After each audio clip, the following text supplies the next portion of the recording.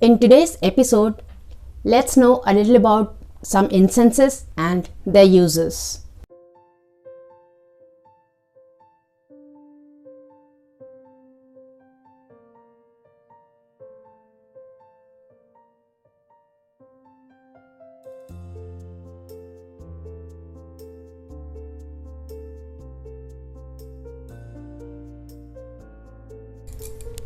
Namaste everyone and welcome to Om Incense Show with DJ, a show that helps you increase your incense quotient. So if you are an incense enthusiast, consider subscribing.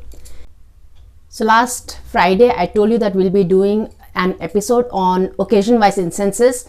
So today actually I'm trying to tackle it from the other route. So before we go ahead, this is going to be a talk only video, so just go grab your tea, coffee, whatever. I have with me my Indian Desi chai. It's the ginger tea, the normal ginger tea, and I'm having it in this cafe coffee day cup. But this is the Desi tea that I'm having. And just let's sit here and listen to me. That's it. So instead of tackling it occasion wise, I'm tackling it incense wise, and incense as in fragrance wise. And I have my note here, and I'm talking of 11 incenses, and let's start with sandalwood.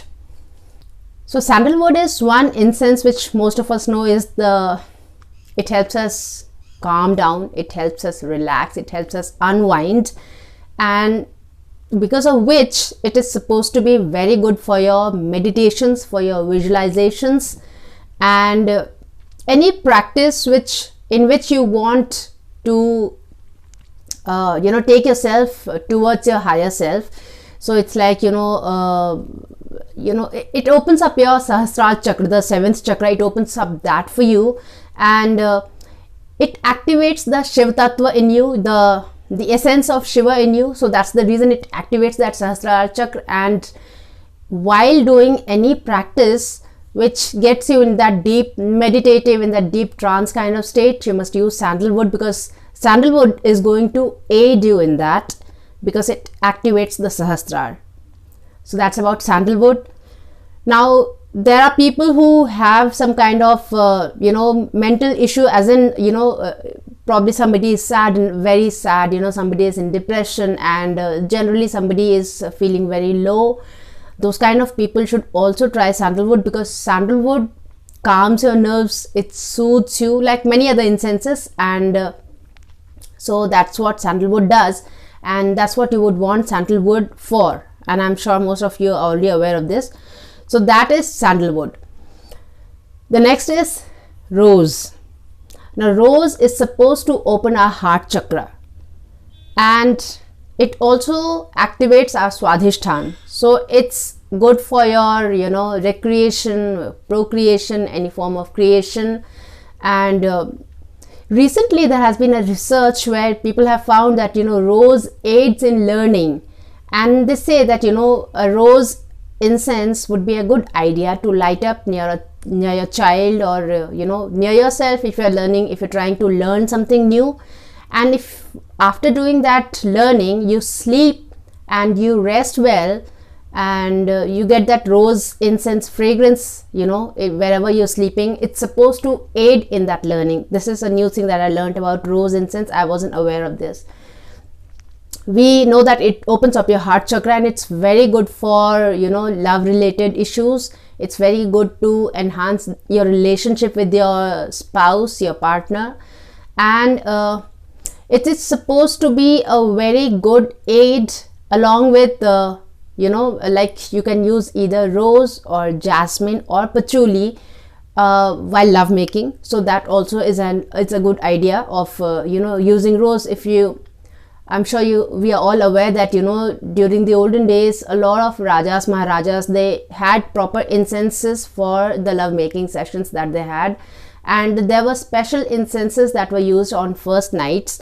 So rose incense is something that it's supposed to heal your it's supposed to add an edge to your relationship, and heals a broken relationship. So that's the one reason rose is used for. If you're expecting a guest who's supposed to be a prospective love interest, you might just want to light this up, you know, before he or she comes up. And the other incense which can be good also for that occasion is jasmine. So rose and jasmine, and also patchouli. Patchouli is supposed to enhance your libido, and it also supposed to calm you down, and you know, it inculcates in that overall feeling of love in you. So patchouli, rose and jasmine could be good ideas for these. It invites Lakshmi. So if you're doing anything related to Lakshmi, so probably if you're reading Lakshmi, any of the shlokas or stotras for Lakshmi, any jap that you're doing for Lakshmi, like the Shreem Bij mantra, many people practice that Shreem Bij mantra. So if you do that, you might want to light up a rose incense or a Google incense. So rose or Google, both of these are going to be good for inviting Lakshmi or activating the Lakshmi in you. It enhances that Lakshmi Tattva in you, and that's the reason it, you know, it invites good fortune, and it invites good luck and auspiciousness into your life, and which, you know, together contributes in having Lakshmi in your life. So that is what rose or Google does. So if you have to do anything with Lakshmi, you know, wealth, prosperity, auspiciousness, you would want to use rose. The other thing is, if you want to have progeny, you know, kids, girl, boy, anything. It is mostly said for boys, but can be anything.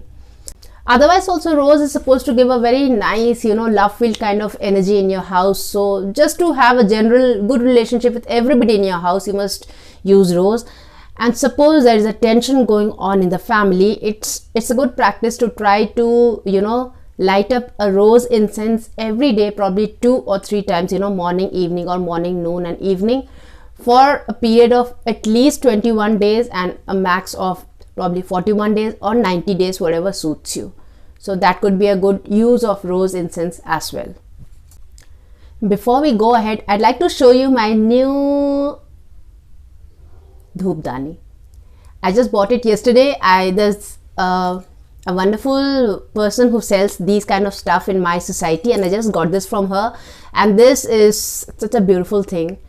I got this for 400. It's nice and heavy, you know, it's very good quality brass that I got from her. She got it directly from the manufacturers, but I have found something like this on Amazon, and I'll give the link of it in the description. You might just want to check this, and it's very nice. It's very, very pretty, and I really like it. And I had been wanting something like this for a long time, and this is going to help me, you know, smudge my child with this. So I'll place a Sambrani cup here, and I'll just smudge her all through the, you know, through her entire body like that. And that's a very good practice. So if you have kids at home, you might want to do this every Saturday and Tuesday, or you know, every day if you want to. So she's a 7-year-old, and I'll be doing this for her. So that's just one thing I wanted you to know. The other thing is sage. So sage, people use sage a lot, and what most people you know, do not understand, I guess, is that sage is used as a smudge in the house. It's used to clear away negativity from the house and from any stuff, like, you know, people who are into magic practices, people who are into witchcraft and, you know, Wiccan practices, and, you know, pagans usually clean their altars and, you know, all of their tools and equipments with sage. So of course, I'm sure they understand, but many people, like, you know, sage has now come to India also, and people, you know, the upper class people are very, you know, well versed with it, and they use it. But there is one catch in sage, is that, you know, when we use sage as a smudge, it acts more of a bleach than just negativity. So it drives away all the positivity and the negativity and everything outside of your house, and it creates a vacuum there. So if you don't immediately, you know, light up an incense which is going to fill that space, that vacant space, with positive energy, it can be filled with negative energy again, and this time it can be more of it, because, you know, that is more potent, that negative thing. Somehow they have a more you know, they have that, they're more aggressive, so, you know, they're going to fill that space with more of negativity. So that is there. So once you use a sage smudge, you might want to use a rose a sandalwood, a frankincense, a google, a Palo Santo, anything, immediately after that smudging. So you have all of the, you know, the positive, the incense ready with you, and just as you finish smudging with the sage, just immediately you must, you know, light up that other incense. So that is one thing, very important thing about sage that we must know here. The other thing is Palo Santo. The one thing that Palo Santo is really known for is it heals the grief of separation. Can be anything, can be a divorce, can be a broken relationship, can be a breakup with your friend, your spouse, your relatives, anybody. Any breakup, any separation, the wound that it creates there is what Palo Santo is known to heal. That's why in the region where Palo Santo is native of, most people use it for people who have suffered a death in the family and they're not able to come to terms with it, so they haven't probably cried a lot, they haven't let it out. Palo Santo helps in letting that grief out so that the wound can heal. So if you suppose come across, you know, a situation in your life which is something like that, you know, which is causing a lot of grief in you, and that grief is, you're not being able to let go of it, try Palo Santo. And all of these things that, you know, all of the incenses that you use for any particular objective in mind, you must use it at least 2 to 3 times a day for at least 21 days and, you know, a max of 90 days, and you know, for that particular objective. So that the other one is frankincense. Frankincense is something that all of us are very, you know, aware of. So that there are 2-3 things that are very typical, you know, typically associated with frankincense, is that frankincense invites blessings in your house. So what it does, it clears up the negativity in your house, but it clears up the negativity, which it's like more of a scrub, you know. It helps you get rid of things that have been stuck for quite some time in your own aura, in your house, in your, you know, energy space. So frankincense is supposed to be helping in that. So frankincense should be used when you have been feeling, you know, stuck, or when you have been just feeling that, you know, something heavy around you. So frankincense will help in that.